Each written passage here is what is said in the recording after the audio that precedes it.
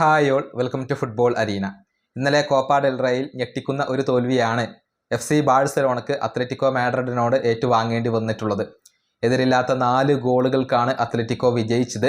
ആദ്യ പകുതിയിൽ തന്നെ 4 ഗോളുകൾ നേടിക്കൊണ്ട് അത്ലറ്റിക്കോ ഈ മത്സരത്തിൽ വിജയം ഉറപ്പാക്കിയിരുന്നു.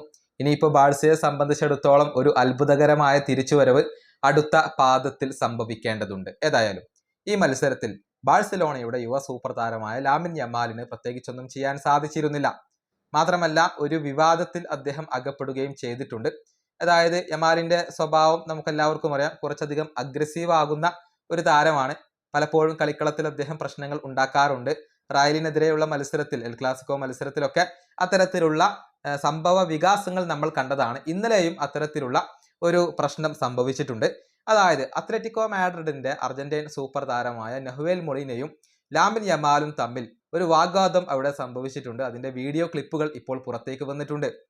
യമാൽ നഹ്വേൽ മൊളീനയോട് പറയുന്നത് ഹൂ ആർ യു സ്റ്റുപ്പിഡ് എന്നാണ്.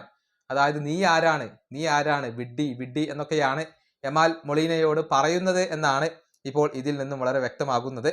അതായത് യമാലും മൊളീനയും തമ്മിലുള്ള ഒരു വാഗ്വാദം അവിടെ നടന്നിട്ടുണ്ട്. മൊളീന തിരിച്ചും യമാലിനോട് പറയുന്നുണ്ട്, പക്ഷെ അതിന്റെ ആ ഒരു ലിപ് റീഡിങ് നമുക്ക് ലഭിച്ചിട്ടില്ല എന്നുള്ളതാണ്. ഏതായാലും ഇന്നലത്തെ മത്സരത്തിൽ മൊളീന മികച്ച പ്രകടനമാണ് നടത്തിയിട്ടുള്ളത്.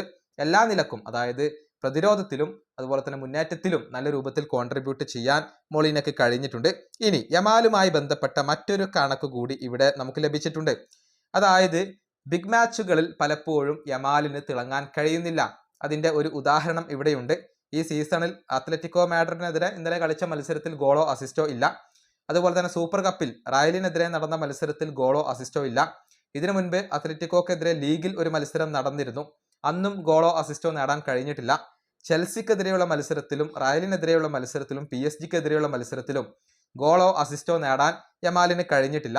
അതായത് ബിഗ് മാച്ചുകളിൽ തിളങ്ങാൻ യമാലിന് സാധിക്കുന്നില്ല എന്നുള്ളത് വളരെ വ്യക്തമാണ്. ഈ ഒരു കണക്ക് കൂടി ഇവിടെ എടുത്തു പറയേണ്ടതുണ്ട്. ഏതായാലും യമാലിനെ സംബന്ധിച്ചിടത്തോളം ഇന്നലത്തെ മത്സരം നല്ല ഒരു അനുഭവമായിരുന്നില്ല. റാഫീഞ്ഞയുടെ അഭാവത്തിൽ ടീമിനെ മുന്നിൽ നിന്നും നയിക്കേണ്ട ഒരു കടമ അദ്ദേഹത്തിനായിരുന്നു ഉണ്ടായിരുന്നത്. എന്നാൽ യമാൽ അതിൽ പരാജയപ്പെടുകയാണ് ചെയ്തിട്ടുള്ളത്. ഈ വീഡിയോ അവസാനിപ്പിക്കുന്നു. അടുത്തൊരു വീഡിയോ കാണാം.